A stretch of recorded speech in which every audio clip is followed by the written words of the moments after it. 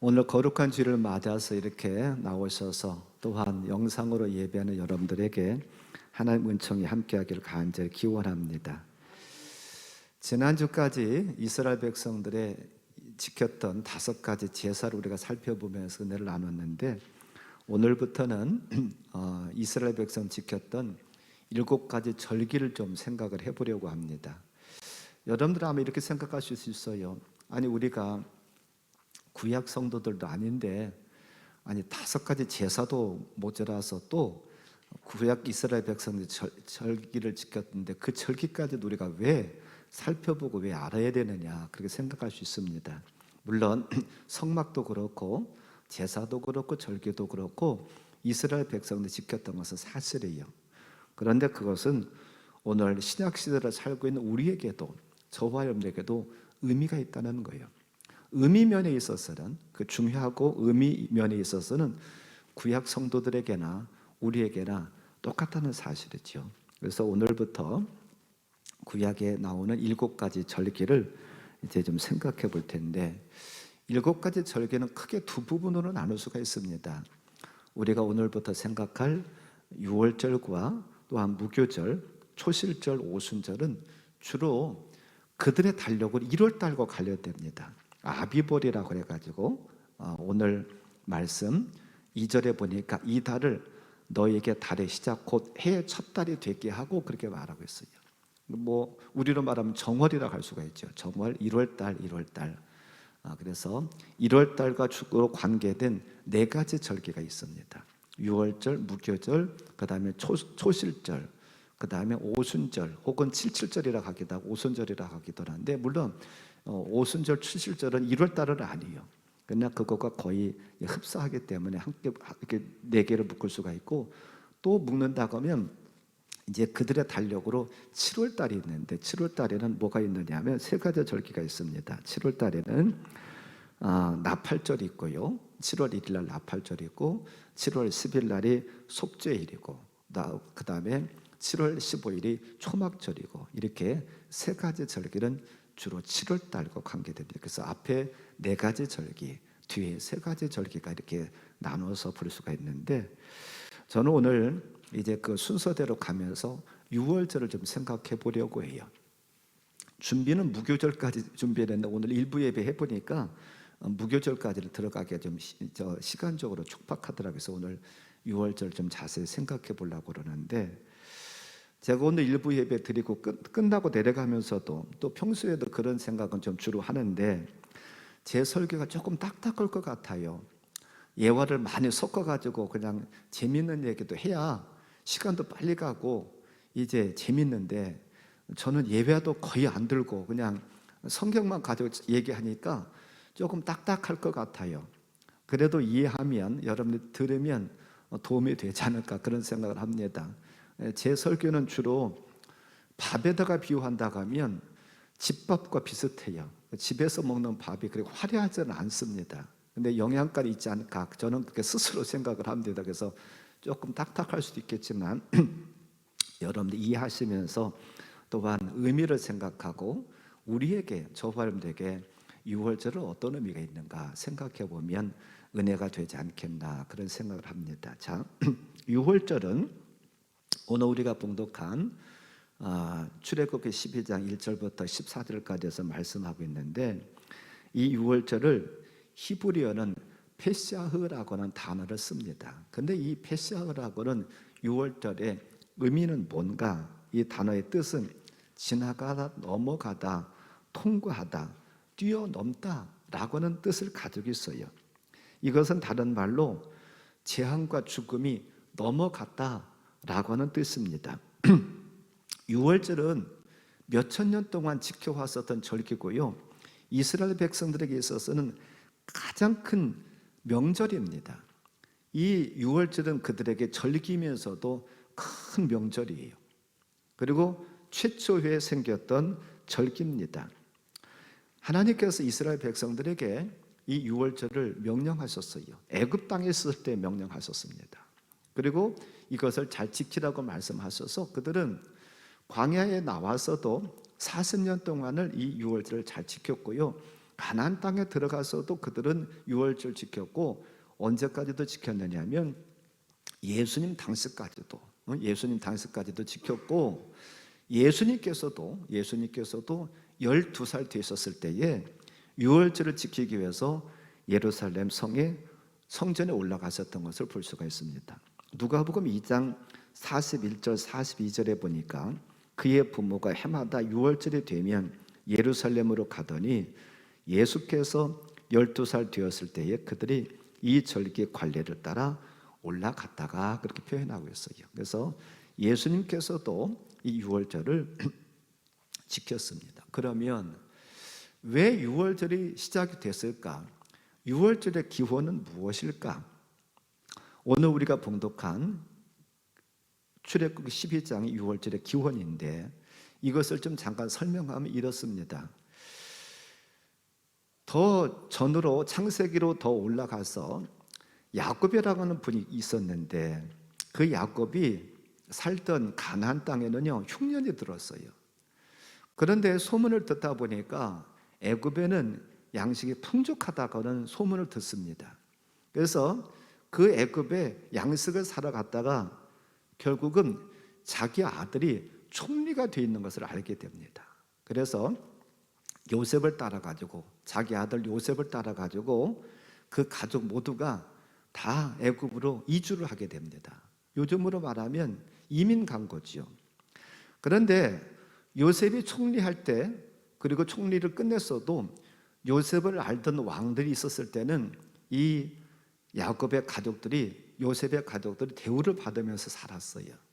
그런데 요셉도 죽고 요셉을 알지 못하는 왕들이 자꾸 태어나다 보니까 이 유대인들이 자꾸 너무나도 이 숫자가 급속하게 불어납니다. 이것의 위협을 느꼈었던 애굽 사람들이 이들에게 심한 박해와 고통을 갖다 주기 시작을 해요. 그때에 이런 심한 박해와 고통을 겪었었던 이스라엘 백성들이 하나님 앞에 부르짖습니다. 하나님, 우리 너무 어려워요. 여기서 좀 탈출했으면 좋겠습니다. 해방됐으면 좋겠습니다 하고 하나님 앞에 간절히 부르짖습니다. 출애굽기 2장 23절 말씀에 보니 이렇게 나와요. 여러 해 후에 애굽 왕은 죽었고 이스라엘 자손은 고된 노동으로 말미암아 탄식하며 부르짖으니 그 고된 노동으로 말미암아 부르짖는 소리가 하나님께 상달된지라. 그 애굽에서 살면서 어려운 노동을 하면서 그들이 하나님 앞에 부르짖었을 때에 하나님께서 그 기도를 들으셨대요. 그래서 하나님은 한 사람을 세워서 그를 지도자로 세워가지고 이스라엘 백성들을 탈출시키려고 하는 계획을 갖고 계십니다. 그 한 사람이 누구냐면 모세입니다. 모세를 바로 왕한테 보내서 우리 민족을 해방시켜 달라. 우리 민족이 광야에 나가가지고 우리가 섬기는 하나님 앞에 제사를 드려야 되겠다. 우리를 놓아달라라고 바로 왕에게 얘기했지만 바로 왕이 그 얘기를 듣지를 않아요. 듣지 않고 놓아주려고 하지 않습니다. 그때 하나님은 어떤 방법을 사용하시느냐 하면 재앙이라고 하는 방법을 사용하셔서 이제 애굽의 바로 왕을 치기 시작합니다. 그런데 9가지 재앙까지 왔는데도 불구하고 이 바로 왕이 이스라엘 백성들을 놓아주려고 하지를 않아요. 그래서 하나님은 결국은 10번째 마지막 재앙을 내리시는데, 그 10번째 마지막 재앙은 무엇이냐면 사람이든지 짐승이든지 간에 무엇이든지 간에 초태생, 어미 뱃속에서, 사람으로 말하면 어머니죠. 어머니 뱃속에서 처음 나온 초태생은 짐승이든지 사람이든지 간에 다 죽는 그런 재앙을 하나님께서 계획하시고 그것을 선포하십니다. 애굽 땅 모든 가정에 다 임하는 그런 죽음이에요. 어느 가정도 피해갈 수 없습니다. 근데 하나님은 비록 이스라엘 백성도 애굽 땅에 살고 있지만 그들의 가정은 구원하기를 원하세요. 죽음을 맛보지 않기를 원하십니다. 그래서 하나님께서 모세를 통해서 주셨던 말씀이 바로 오늘의 말씀이에요. 이런 방법으로 하라는 거예요. 어떤 방법으로 하라고 가르쳐주고 있느냐 하면 양을 잡아가지고 피를 받으라는 거죠. 양의 피를 받아서 그것을 이스라엘 백성들의 집에 문설주, 좌우 문설주와 인방에 발을 해요. 그리고 고기는 구워 먹으래요. 그러면 하나님께서 어떻게 하겠다고 말씀하시느냐 하면 12절 13절에 보니까 내가 그 밤에 애굽 땅에 두루 다니며 사람이나 짐승을 막론하고 애굽 땅에 있는 모든 처음 난 것을 다 치고 애굽의 모든 신을 내가 심판하리라. 나는 여호와라. 내가 애굽 땅을 칠 때에 그 피가 너희가 사는 집에 있어서 너희를 위하여 표적이 될지라. 내가 피를 볼 때에 너희를 넘어가리니 재앙이 너에게 내려 멸하지 아니하리라. 하나님께서 뭐라고 말씀하셨냐면 양을 잡아가지고 그 피를 발로 넣으면 죽음이 그 집에는 들어가지 아니할 것이다. 하나님께 구원하실 것이다. 피를 볼 때에 넘어갈 것이다 라고 말씀하고 있어요. 그래서 6월이라고 하는 뜻은 넘어간다. 무엇이 넘어가요? 결국은 죽음이 넘어가는 거죠. 죽음이 뛰어넘는 것이죠. 이게 어찌 보면 6월절의 기원입니다. 그래서 이스라엘 백성들은 하나님의 명령에 따라서 이때부터 6월절을 계속해서 지키기 시작합니다. 그러면 구체적으로 하나님께서 이 6월절을 어떻게 지키라고 하고 있는가? 6월절을 지키는 방법을 통해서 우리에게 주시는 영적인 의미가 많이 있어요. 오늘 저는 그것을 말씀드리면서 함께 은혜를 나누려고 합니다. 자, 먼저 이스라엘 백성들에게 1월 10일 날 양을 선택을 하래요. 3절 말씀에 보니까 우리 같이 봉독한 출애굽기 12장 3절에 보니까 너희는 이스라엘 온 회중에게 말하 이르라. 이달 열흘에 너희 각자가 어린 양을 취할지니 각 가족대로 그 식구를 위하여 어린 양을 취하되라고 말씀하고 있어요. 1월 10일 날 어린 양을 너희 각자가 어린 양을 선택하라는 거예요. 그리고 6절 말씀에 보니까 이달 열 나흘 날까지 간직하였다가 해질 때에 이스라엘 회중이 그 양을 잡고 그렇게 말하고 있어요. 1월 10일 날 양을 선택하고 1월 14일이 결국 6월절인데요. 이날 양을 잡으라는 거예요.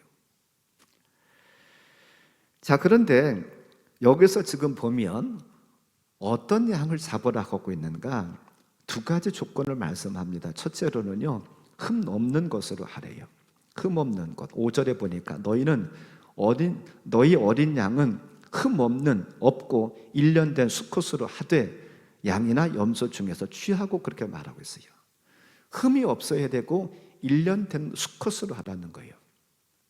자, 흠이 없다라고 하는 것은 병들었다든지 아닌 말로 눈이 하나가 멀었다든지 혹은 절름발이라든지 이런 것이 없다는 거죠. 건강한 것, 건강한 양이 된다는 거예요.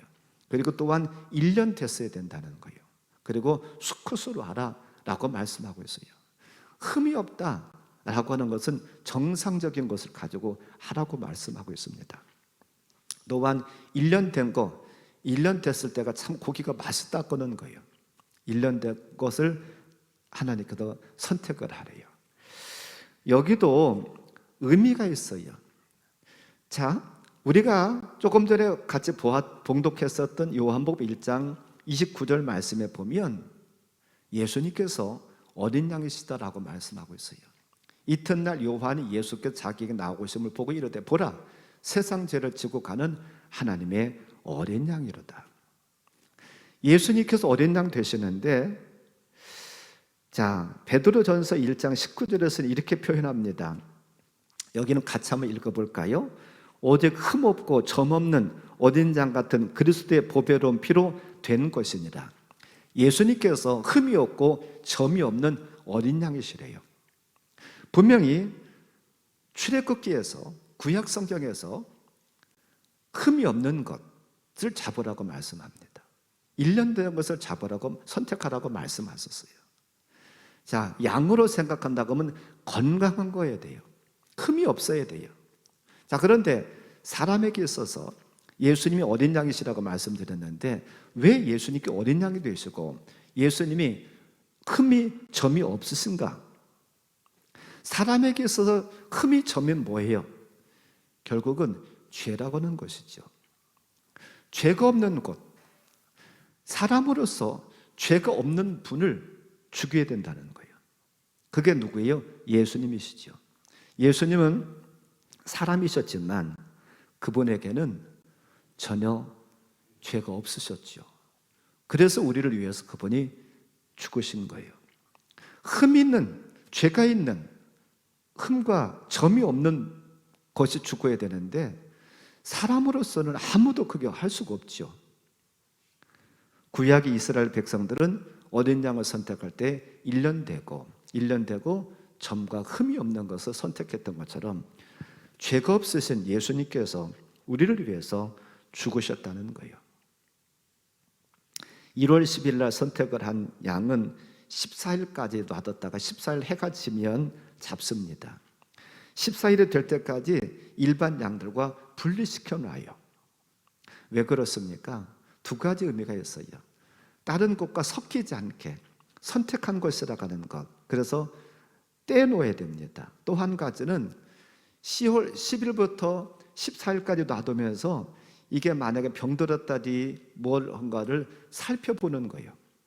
그래서 10일날 선택했는데 14일까지 놔둬서 죽지 않고 건강하다라고 하면 14일을 잡는 겁니다. 만에 하나 10일날 선택을 했는데 이게 어디 병들었다 하더니 그게 중간에 발견된다고 하면 다른 것으로 바꿔야 되죠. 우리가 여기서도 또한 하나 깨달을 수 있는 것은 무엇이냐면 성도가 어떻게 살아가야 되는가 여기서 배우게 돼요. 성도는 거룩한 물입니다. 여러분 한 분 잘 아시겠지만 여기서 말하는 우리가 말하는 성도는 성스러울 성자를 쓰잖아요. 그다음 도자는 무리 도자를 쓰잖아요. 성스러운 무리가 바로 성도예요. 그러면 저와 여러분들이 성스러워야 되죠. 구별되어야 되죠. 거룩해야 되죠. 우리가 여기 어린 양이 10일날 선택돼 가지고 14일까지 구별되었다는 것을 통해서 우리 자신들도 성별된 거룩한 조함들 되기를 바라요. 오늘 더더군다나 우리는 종교개혁 기념주의를 맡고 있습니다. 왜 루터를 비롯한 그런 종교개혁자들이 개혁을 일으켰습니까?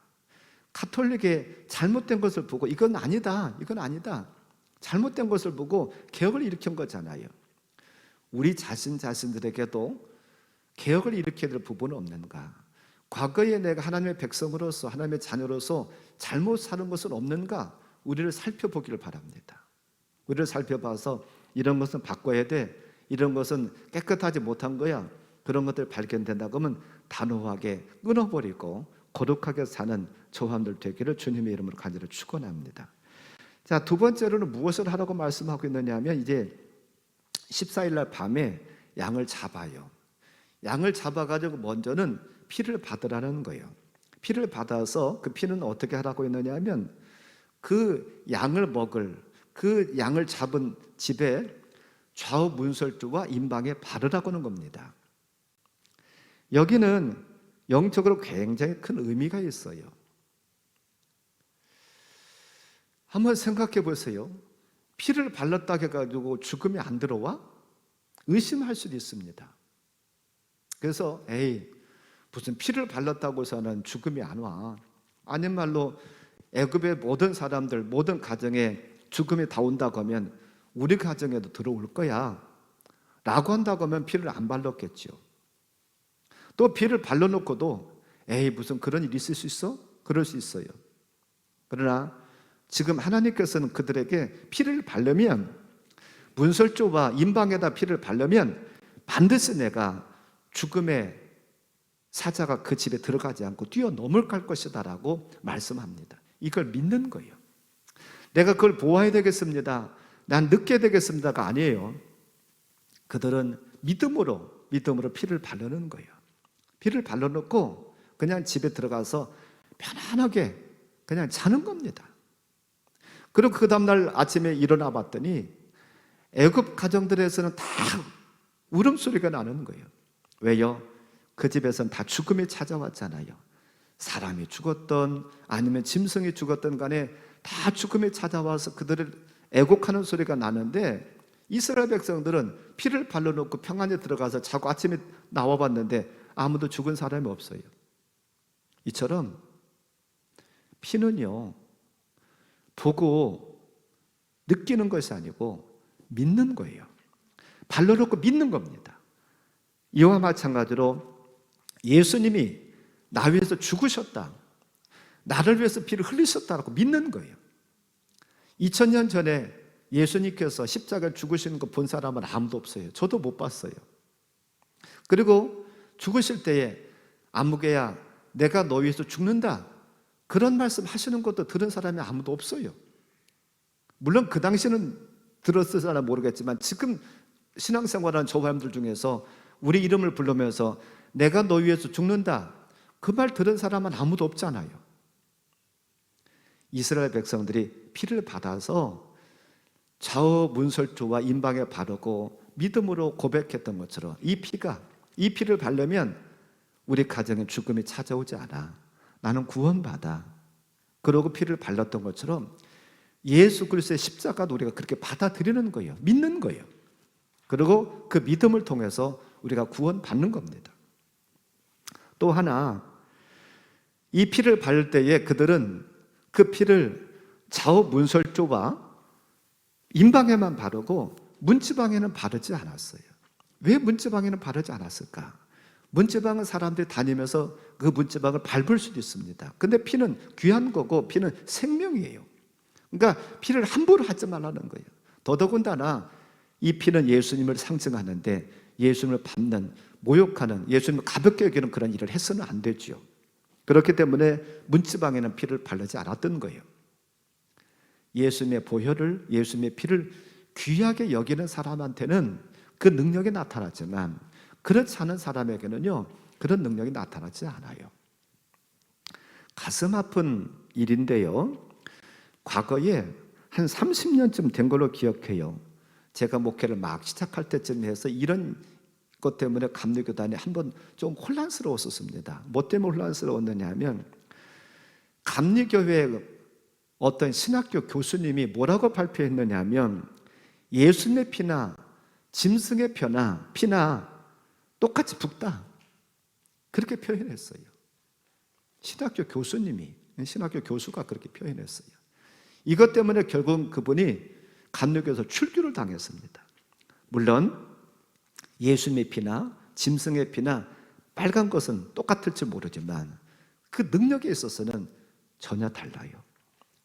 예수님의 피는 저와 여러분들을 구원하는 능력이 있습니다. 그러나 짐승의 피는 그런 능력이 없어요. 똑같이 빨간 것은 사실일지 모르지만 짐승의 피는 저와 여러분들 구원에 이르게 할 수 없다라고 하는 거예요. 우리가 그렇게 믿음으로 받아들일 때에 우리에게는 구원이 임합니다. 또한 예수님께서 언제 돌아가셨느냐, 언제 죽으셨느냐, 어린 양 되신 예수님께서 언제 죽으셨을까? 요한복음 19장 13절부터 16절 말씀에 보니까 이렇게 말씀이 나와요. 빌라도가 이 말을 듣고 예수를 끌고 나가서 돌을 깐 뜰, 히브리 말로 가바다에 있는 재판석에 앉아 있더라. 이 날은 6월절의 준비일이요 때는 제6시라. 빌라도가 유대인들에게 이르되 보라, 너희 왕이로다. 예수님께서 언제 죽으셔요? 지금 예수님께 지금 요한복음 19장의 저 말씀은 예수님께서 끌려가셔서 이제 빌라도에게 신문 받는 날이에요. 신문 받는 것을 지금 표현하고 있어요. 예수님께서 언제 죽으셔요? 6월절에 죽으셨다는 거예요. 왜요? 왜 예수님이 6월절에 죽으십니까? 요한복음 1장 29절에서 분명히 말씀하고 있는 것처럼 예수님이 우리의 어린 양이기 때문에 그날 죽으시는 것이 당연한 거지요. 그날 피를 예수님께서 흘리셨어요. 구약 이스라엘 백성들은 6월절마다 계속해서 어린 양을 선택하고 어린 양을 죽였습니다. 어린 양의 피를 흘렸어요. 그러나 신약에 와서는 이제는 예수님께서 한번 피를 흘리셨기 때문에 또 흘릴 필요가 없다라고 하는 거예요. 요한복음 6장 53절부터 55절에 이렇게 말씀합니다. 예수께서 이르시되 내가 진실로 진실로 너희에게 이르노니 인자의 살을 먹지 아니하고 인자의 피를 마시지 아니하면 너희 속에 생명이 없느니라. 내 살을 먹고 내 피를 마시는 자는 영생을 가졌고 마지막 날에 내가 그를 다시 살리리니 내 살은 참된 양식이요 내 피는 참된 음료로다. 예수님의 살과 예수님의 피를 먹고 마셔야만이 저와 여러분에게 영생이 있대요. 그럼 이렇게 반문할지도 몰라요. 아니, 우리가 무슨 식인종입니까? 예수님의 살을 어떻게 먹어요? 우리가 무슨 드라큘라입니까? 우리가 어떻게 예수님의 피를 빨아요? 예수님의 살과 예수님의 피를 먹고 마신다라고 하는 것은 예수님의 말씀을 듣고 깨닫고 믿는다고 하는 거예요. 예수님의 말씀으로 내 영적 양식을 삼는다는 겁니다. 아무쪼록 예수님의 말씀으로 저와 여러분의 영의 양식을 삼으셔서 우리 모두가, 저와 모두가 구원받는 놀라운 역사가 있기를 주님의 이름으로 간절히 축원합니다. 자, 세 번째로는요, 이제 피는 문설주와 문설주와 임방에 바르고 고기는 어떻게 하느냐? 고기는 그들이 구워서 먹어요.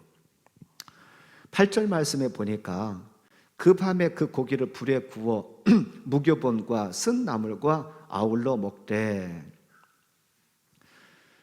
자, 쓴 나물과 함께 무교본과 함께 이들은 같이 그 고기를 구워서 먹습니다. 쓴 나물을 씹으면서 그들은 그 애굽에서 고난 당했다는 것을 생각해요.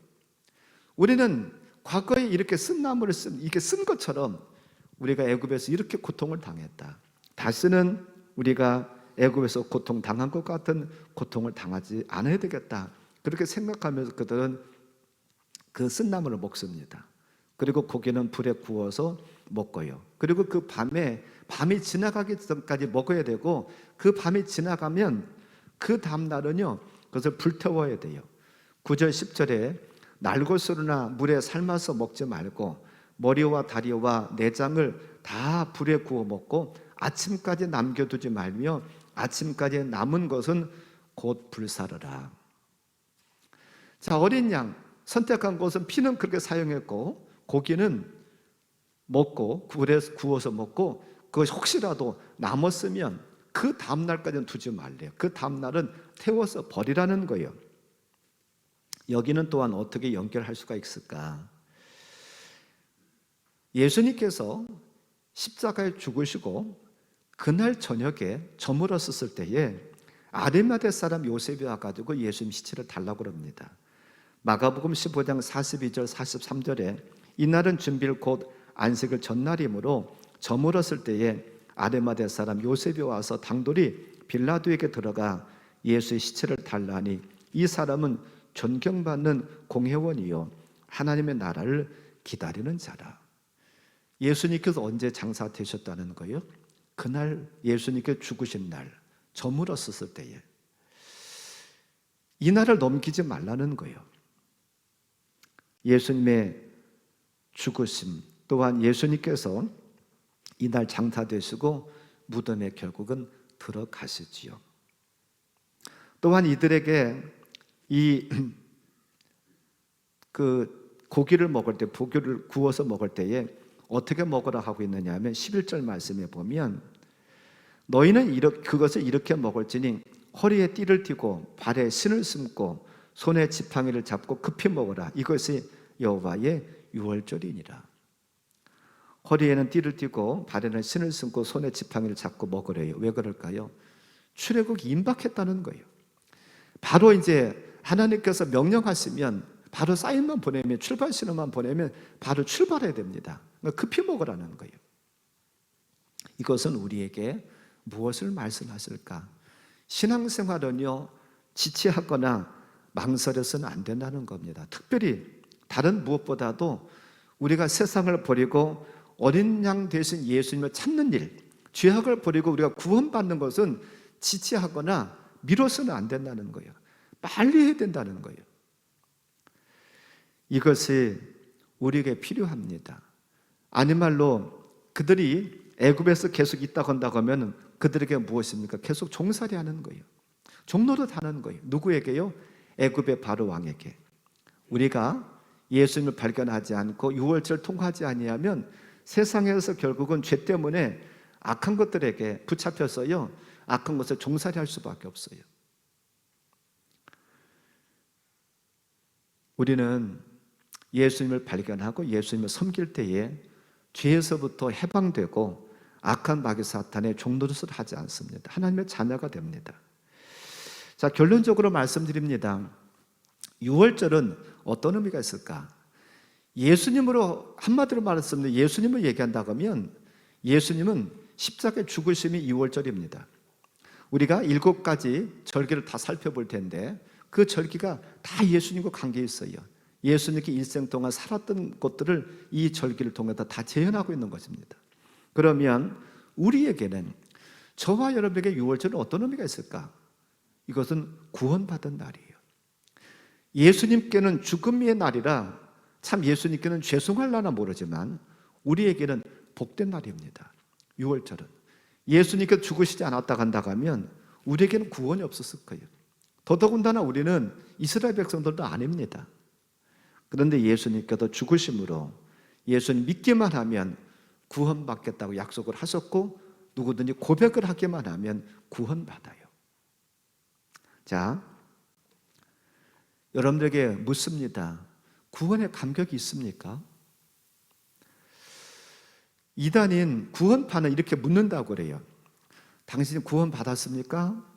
묻는다고 그래요. 그러면 예, 받았습니다. 그러면 거기다 더 묻는다고 그래요. 당신이 몇 월 며칠 날 몇 시에 구원 받았습니까? 그러면 그 대답에서 머뭇머뭇하면 당신 구원 받았다고 하면서도 날짜도 모르고 있네요. 그럼 구원 못 받은 겁니다. 그렇게 얘기한다고 그래요. 그래서 거기에 속아서 많이 넘어간다고 그러는데, 우리가 구원받은 날을 정확하게 기억하는 것은 참 좋은 일이죠. 물론 그것까지 기억할 수 있다면 참 좋아요. 그러나 기억하지 못한다고 해가지고 구원 못 받는 건 아니에요. 어느 순간 구원이 믿어져. 어느 순간 예수님의 십자가의 죽음이 믿어져. 안 믿어지다가 믿어지는 날이 있을 수 있어요. 그러나 그날을 기억하지 못한다고 구원 못 받은 것은 아니에요. 저는 세례를 받았습니다. 저는 또 예수님을 제 구세주로 고백을 했지만 언젠가 정확하게 날짜는 잘 몰라요. 전 세례받은 날짜도 정확하게 모릅니다, 솔직히. 어떤 기록을 봐야 되고 그냥 중학교 때 내가 세례 받았어라는 것 정도만 알아요. 그러나 세례 받기는 받았어요. 받았다는 게 중요한 것이지 날짜가 중요한 것은 아니에요.